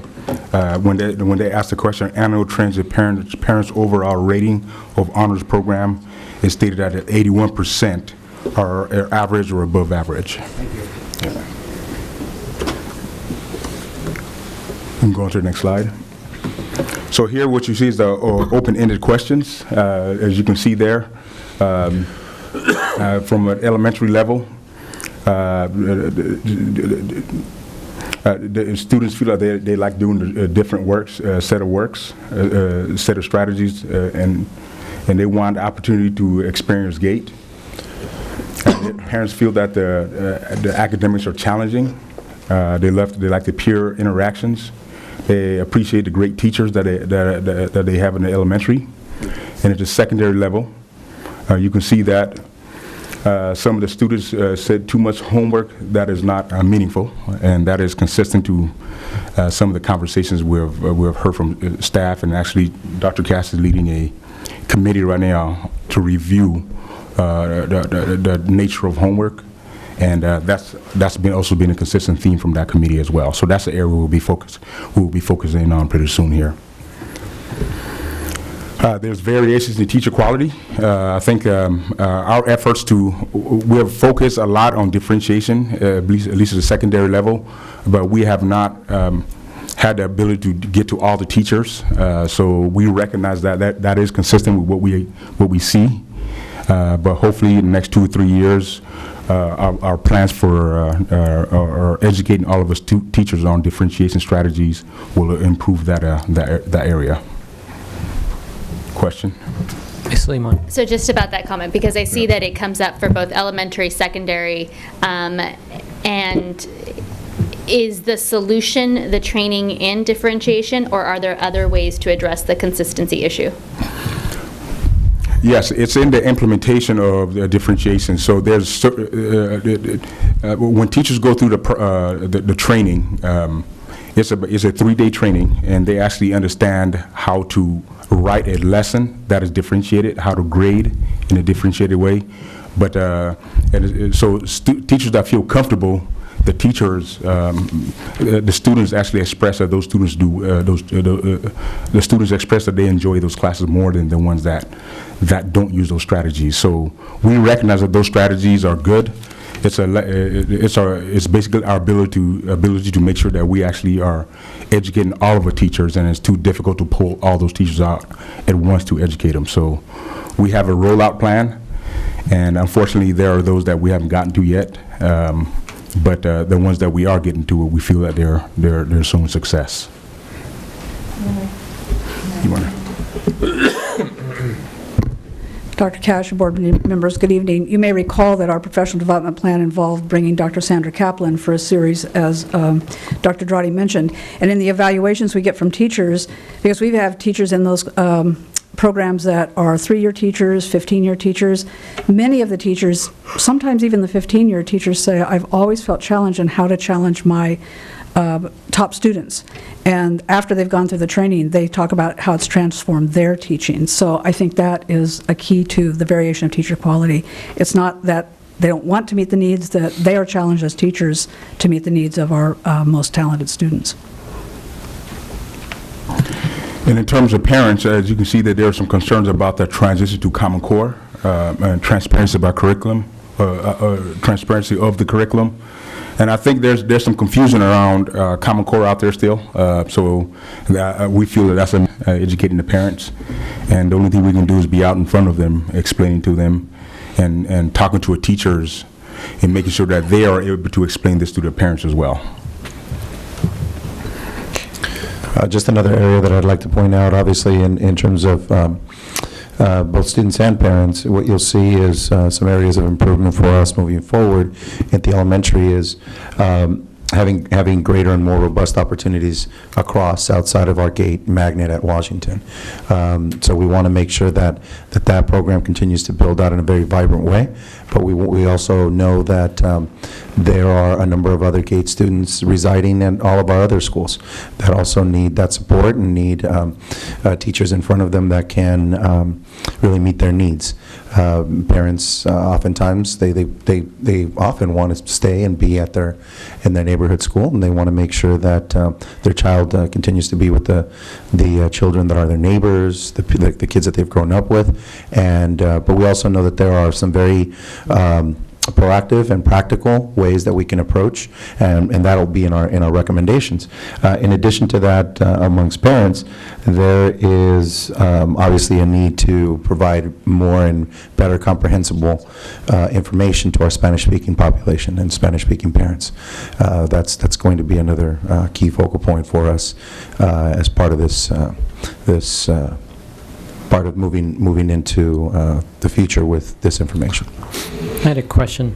One question is, you know, the presentation obviously is focused on GATE and secondary advanced learning programs, but some of these concerns, I think, sort of transcend groups, and it's common to a lot of parents and students. So I wonder how much of that, you don't have to answer the question as much as it is a comment, is how much of that have you seen, and how much of it sort of across all the programs you're seeing it, and you're taking note, I'm sure, in trying to figure out how best to do that. Like, you know, even the comment that was about the transparency around curriculum and issues around Common Core, I think that's something I would say a lot of parents would have a concern about, regardless of whether their child is in a GATE program or not. Just if I can make a comment on that, there is clearly a different cognitive demand that is embedded into the new standards.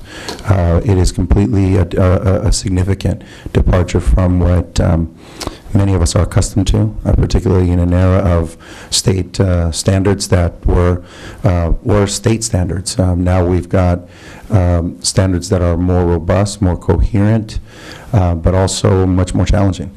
And so as far as we as professionals have to continue to unpack those, and the level of learning that has developed amongst teachers in understanding the demands and how all of those teachers, and I will say administrators alike. I don't think that any one of us is at a point where we're a master of all of these new initiatives, but the ability to unpack those standards has been critical to understand really how the standards not only demand something different, but also align from one content area and one domain to the next. And it's just, this is part of our learning curve, and it's something where we want to focus on those standards moving forward to ensure not only the implementation, but also that we're really focusing very critically on those cognitive demands that are embedded already in the standards. Thank you.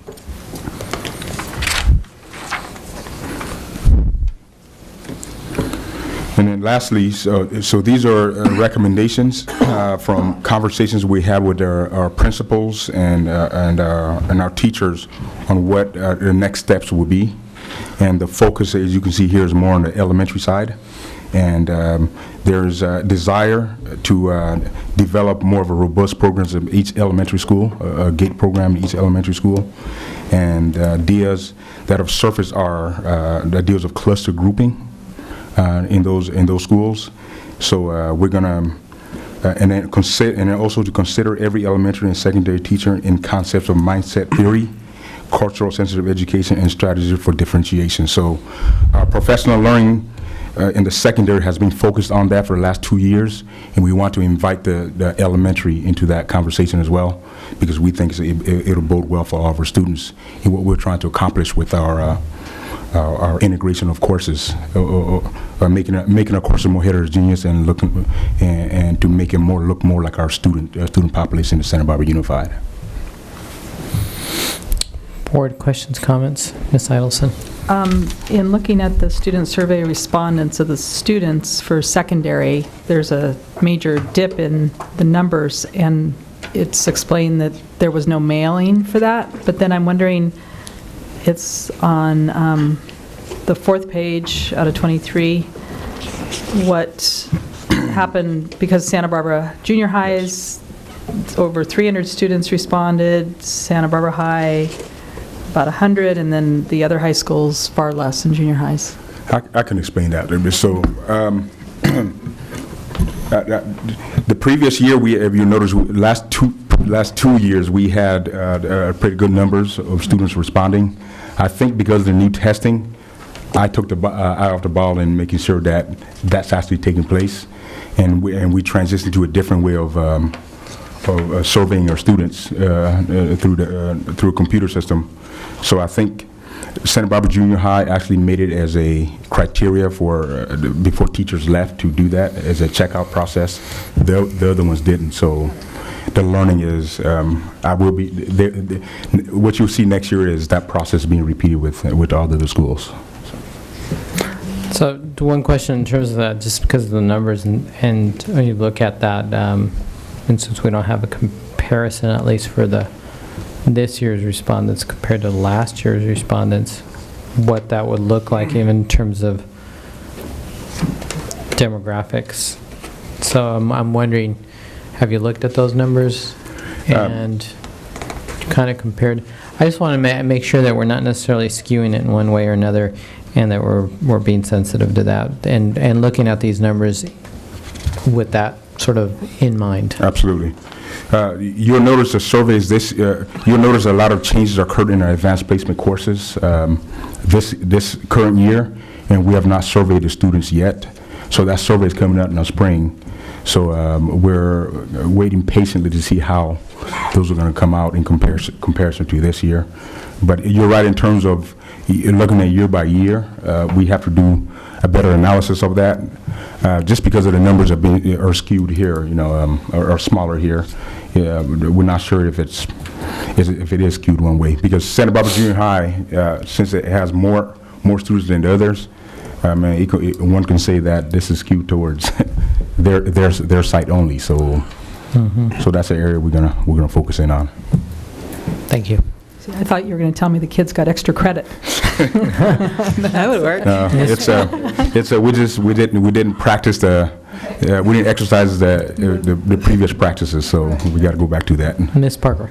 And that issue comes up in elementary as well for students, in that obviously the most students are in the program at Washington, and so there are more students there to take the survey, but also fewer students than should have took it at a lot of the other sites. And again, I think it's coming down to holding an expectation on the district's part to make sure that the principals are following through and having teachers sit with their students and have them take the survey just to make sure that it's representative. A few things that I'm thinking about. One is we're talking about it, and this will be on the web, and hopefully this will be on the GATE websites for parents to have access to. Parents that are able to come to, at least I know the elementary parent meeting is really wide open, and GATE parents are invited, all GATE parents are invited to that in terms of discussing the results. But I still feel like a lot of parents just don't even know what happens with this data. And if you're one of, say, 15% who have concerns, I think it would be great if principals mention this to their site gate parents, that this survey is complete. You can look at the overall data. If there are issues, talk to me, talk to the elementary or secondary gate representative, and there are places to go if you do have concerns. In terms of considering the cluster grouping, I'm a huge proponent of that at individual schools. I know that sometimes schools will say that it's better for their own particular political or social reasons not to cluster group students, but I feel like that's doing what's right for the school as opposed to what's right for the student. And if that is going on, then parents need to understand at the elementary level in particular that that is going on, and that maybe they should make a different choice about placement for their student because we have other options. And tying back to that, I have said this many times, and I've just said this to Dr. Drotti and to Dr. Ramirez, and that is just that I support a magnet program, but I do think that we need to make sure that it is demographically representative of our district, and that will mean that we encourage students from our Title I schools to move and to shift to a different school. And so if we don't do that, if we don't make it so that it's accessible to them, and actually, seriously recruit them, I understand why principals don't want them to go, but if they don't go, then we have this weird outlier program that doesn't represent the district. And so I really think that we need to keep that in mind. Any other comments, questions, board? Thank you. Thank you. Thank you very much. Thank you. Appreciate it. That brings us to item number 9, update on the local control and accountability plan process for 2016-17. Dr. Cash. So this is a great opportunity, very briefly, to give you kind of a pause in the development of the current LCAP.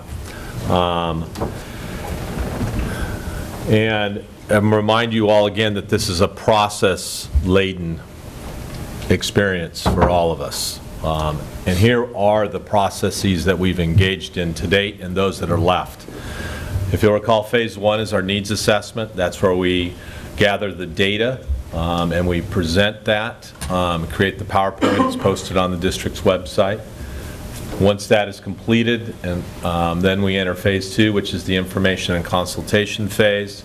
Staff meetings were held at every school. Dr. Drotti and Mr. Torina presented to the Teachers Representative Council. Principals have met with students in grades 4 through 12, and principals have presented to their school PTA, PTO foundations, ELAC, site councils, this needs assessment. We as a district then engage in an information and consultation process where we involve our district-wide groups, which include our district English Language Advisory Committee, and that presentation has been made. Our district's Parent Advisory Committee, and that presentation has been made. The LCAP Parent Advisory Committee, which is the advisory committee of parents who are parents of students that are English language learners and students living in poverty or foster youth. And then our staff special education parent advisory committee was also, the needs assessment was presented to them. We also present to our 2 unions.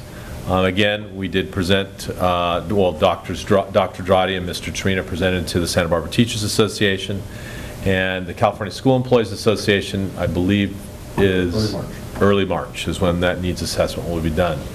The input from all of those processes is either provided directly to the staff at the time, or input's provided online through our Let's Talk, which is proven to provide us with literally, is it 1,000 yet? Not that many, about 200. Okay. Well, it's more than that, because I've gotten a couple hundred myself, input from people. So it's been pretty good. I like that. I think it's worked out well. So here's what's next. Right now, Dr. Drotti's leading the LCAP committee. They're going to write a draft of the next, the 16-17 LCAP that will be done in early March. And then we go back out to the parent and staff for feedback on the LCAP. We're required by law to only meet with one group, and that's the LCAP PAC, but we'll meet with DLAC PAC. Then we'll hold regional meetings throughout our community, April 5th, 6th, and 7th at Dos Pueblos, San Marcos, and Santa Barbara High School. We'll advertise and invite the community to come and provide input on the draft of the LCAP. Then we'll go into the final process, and throughout it all, we'll continue to seek input through Let's Talk. And the Phase 5 is the public hearings and board adoption. We're only required by law to have one public hearing. Most districts only have one, but we're Santa Barbara. We'll have two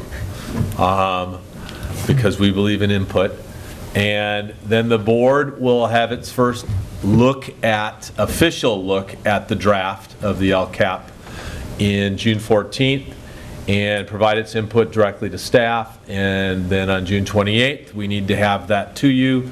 You adopt it first, and then you adopt the budget for the 16-17 school year. So just wanted to give you an input into the process. The process is exhaustive. Board members, if you'll recall, you had a presentation for, I believe, 4 straight months on how we've adopted aligned the LCAP to the strategic plan and making it much simpler that way. And I would like to publicly acknowledge staff, particularly Dr. Drotti, for his work in chairing the LCAP committee and ensuring that the writing process gets taken care of. So, any questions or comments for me? Board, questions, comments? Ms. Simon. Thank you. So I appreciate the input and the process that's taking place. And I have a question, and I'm going to look at Ms. Jate a little bit. One of the things that I've encountered as I am talking to folks in the public is that they are really excited about the process to provide local input, but very quickly it becomes about everything that we can do without a discussion about the trade-offs of like, well, we really don't have the funds to do everything. So I'm wondering if at these public meetings, there is a way to hand out the most simplest version, the most simplest version of a type of budget so that folks understand here's where money is spent, and we, to add is, great, we're excited, we want to, but I'm thinking, for example, right now we've had a lot of folks in our arts community, rightfully so, come forward and talk about the need to do more arts. But I don't think folks understand the investment we are doing now, and that it would need to come from somewhere. So I'm just throwing that out there because at least my experience as a board member has been that we have amazing ideas, amazing enthusiasm, and sometimes I'm at a loss to how to do it all without the financial resources. So yes, and I think we can certainly attempt to do that. I believe that the overwhelming issue will remain that we can continue to provide that information, but people will still want their programs to be implemented. And so we can tell people how much we have to actually spend and what it's supposed to be spent on. But I don't know that we can anticipate like every question. I did ask Ms. Jate, and I believe she worked with Drs. Drotti and Ramirez, because the question about how much are we spending in art, and it's several $1 million that we spend every year in visual and performing arts programs in our district. I mean, it's millions of dollars, so it's a heavy, steady investment in visual and performing arts in our community. And I did share that with some arts advocates, and the answer I got was, well, you need to spend more. And so we'll continue to try to keep people in the loop and let them understand that you 5 have to make some tough choices on the dais as to how that money gets spent. We'll do our best. Any other questions, comments? Ms. Parker? No? No questions or comments. Sounds good. I just had one question. I think it was, I was wondering if you, Dr. Cash, you wanted to explain to the public what Let's Talk is all about. Sure. Let's Talk is an opportunity for the board, or not the board, the public to interact with district staff in response to questions they have in relationship to the LCAP. It's on the district's webpage, and it's broken down into the 8 state priorities. Oh, there it is. Thank you, Mr. Rouse. So it's a really simple way to do it, and it's in both English and Spanish. And weekly, yes. Many of us have are like in charge of one of those areas, and so every Monday I will get an email to me saying you have 192 open dialogues that you haven't responded to, or whatever it is. And so it's really a neat process. We're really excited about it, and it's work. I hope the public enjoys it. We think it's working well from our perspective. We think it's probably a good way to do a lot of issues. If the board entertains the idea of the 2016 bond, it probably would be a good area to seek input regarding that as well. So, Mr. Herron. I'd like to comment on the dollars that are going to the visual arts. What the public needs to understand is, for the last 7 years, we've had parcel tax money that went to that, and that's millions of dollars. And through the prudence of this board, those projects aren't going to be ended. They've now been incorporated into our LCAP and into our budget process. So that's a huge undertaking. That's a huge advance, and it shows the importance of the arts to this board, because we're not going to be dependent upon parcel tax, but we think it's valuable enough that we keep it into our budgetary system, which is fantastic. And I don't think the public understands that a lot of the funds that we have used for a lot of great programs came from parcel tax, and that we've made the decision not to go for more parcel taxes. One of the other issues that seems to, and this will be my last comment, is that I think there's this misconception that with local control came a lot of additional money. Yes. And we got no more money, very little. And in fact, a little bit that we got more will all be paid to us relatively soon, and there will be no additional money. And so it's not like we got a whole bunch of new revenue that we can spend in a whole bunch of different ways. What we got was flexibility, and that's pretty much it. So thank you. That is correct. And then I would say that I think along those lines, Prop 30 did not bring in, again, this additional money. The state was not contributing the dollar for dollar, so we've been trying to catch up. So I think there's definitely misconceptions, and so I don't, my comments regarding a budget is more along the lines, if the budget's not it, like how do we make sure that our community understands some of the basics into some of what goes into our decision making and considerations, because I think we would all say, heck yeah, we're on board with more things, with more programs, if the financial resources were there. Yes. The state-by-state comparison disc came out. We are 47th in per pupil funding in California. That's wonderful. There's only 3 states lower than us. One of them must be Mississippi. That is correct. Hey, Mississippi. I have friends who live in Mississippi. I have a daughter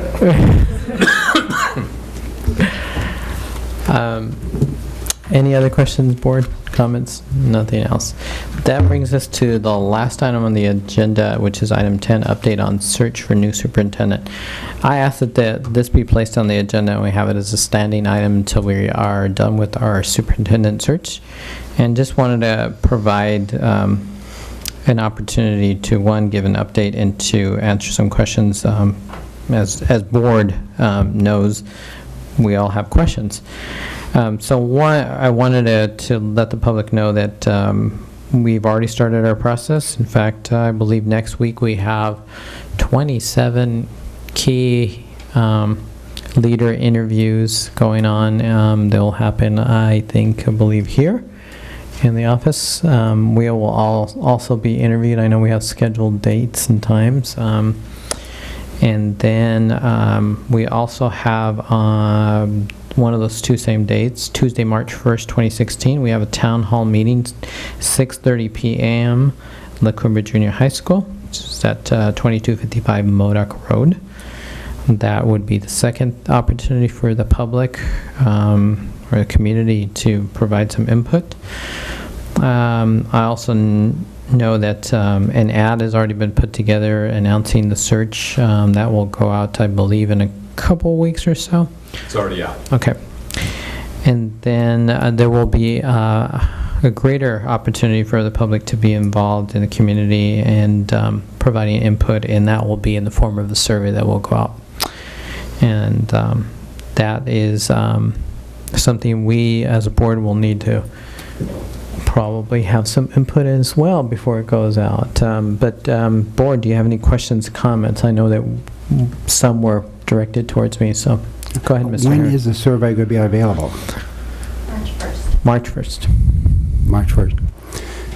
Just a comment, you know, I've made a couple comments in the past that 4 years ago they didn't get more input, and I'm very anxious to see what comes back of the input, so that will come in its due time. With that, any coming events, future agenda items, board? Coming events, there's a schedule of the I Can't art shows at all of our elementary schools.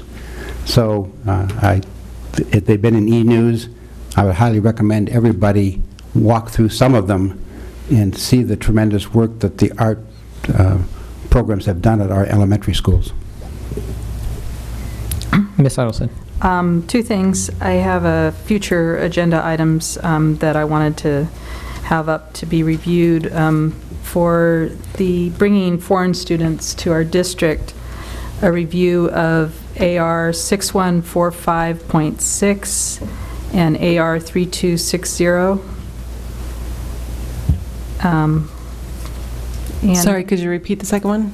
It's AR 3260. 3260, thanks. And then also, I've been receiving a lot of questions from the public about the Morgan Hill case, FERPA notice and objection form. I notice it's on the website, and this is my understanding that, you know, any student that has been in any school district in the state of California, I believe, since 2008, could potentially have information disclosed on them. And I know on the website there's a way to file that you don't want this information disclosed about your student, but I have concerns about the information going out to parents who are not aware of this, and it's been on Facebook and the Latino community. There may not be awareness of it. And I have people say, is this true? I mean, it's something that's going around, and it looks very true. So are we putting out other public information on this as a school district, or what are we advising? Well, we have not engaged in a proactive campaign. We have been advised not to do so, by legal counsel. So if you would like us to, we certainly can. I think I'm confused by what you mean by campaign, just in the sense of letting people know as opposed to whether or not they do it, but just even knowing that that's an issue. It seems like it's important that we be proactive about making sure parents understand in our district that this... We certainly can, if that's the direction of the board, I will do so. I am a single board member, so... When you say legal counsel is advised not to be proactive, is... What they've advised us to do is exactly what we have done, which is place the information on the district's webpage. Mr. Herron. If we're going to do anything in that nature whatsoever, it should come back as an action item. Ms. Lima. I actually would like it to come back as an action item. I think that the deadline's April, and the reason being because there's a lot of talk about it, and I would be comfortable with even a public statement letting our community know that there is information on our website. I am not comfortable with asking our parents to do one thing or another, but I just want them to know it's on our website, because I don't think everybody knows it's on our website. And there is a lot of social media, there's news around it, and I think it's just gotten confusing. Well, I would prefer, I'm hearing, the sense I'm getting is that there is a desire of a majority of the board to have I call it a campaign, to inform parents of this. And so I would prefer just to engage in that as opposed to waiting 2 weeks. I don't know enough about it, so I mean, I'm not going to, I think your approach originally is fine, and we should get more information about it and make a conscious decision, but to sit here on an off-agenda item giving you direction, I'm not comfortable with. Well, it's not really a policy decision. So, I mean, I can take action whether I'm directed to or not based upon, and tomorrow I might. I'll talk to Ms. Wagenek, and I'll talk to we've heard from 2 attorney firms regarding it, and I'll consult with them tomorrow. Is there any other sense of what other districts throughout California? They're doing all kinds of different things. Okay. I think all you have to do is do a Google search Right. and you'll start popping I up. know I have, and I've had so Yeah. many people ask, so. Yeah, and I just don't think people know where to look to get reliable information or what links are the right ones. And so I guess that my thing is not to advise or direct or suggest for folks to take a position on it, as opposed to just saying, here's information that you should know about. We'll get language directly from an attorney. Sounds great. Thank you. Board, any other future agenda items? If not... I have an announcement. Yes, be my guest. San Marcos girls soccer defeated Flintwood Prep to advance to the quarterfinals. And sadly, San Marcos boys basketball lost, and I don't have a score on Santa Barbara High yet. They were winning. They were up. I have that they were up, but the game should be over. So Got my son. I'm sorry. That's okay. And I just want to announce, too, that we have a number of meetings coming up. Obviously, the town hall meeting on March the 1st. We have a regular school board meeting on Tuesday, March the 8th. We have a joint meeting with Santa Barbara City College and Carpenter on March the 15th. A special board meeting on Wednesday, March 16th. And Tuesday, March 22nd, we're back to a regular board meeting. And Dr. Paz, may I just circle back to that March 1st meeting, because as I recall from our conversation, Dr. Castrita specifically asked board members not to attend. That is correct, yes. Okay. That is correct. But it's one of the things that we do want to announce to the public, that it's open to the public, just not us. Yes, that's it. Adjournment. Thank you.